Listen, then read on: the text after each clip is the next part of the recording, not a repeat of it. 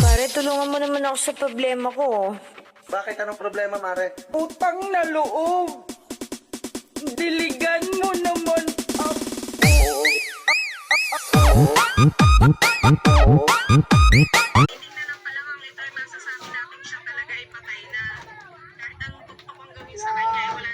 Hello mga guys.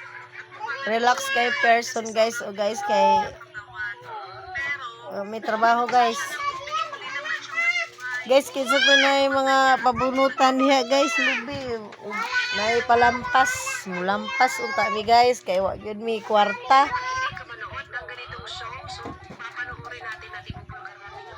Hello guys. Kasi guys, oh, may trabaho.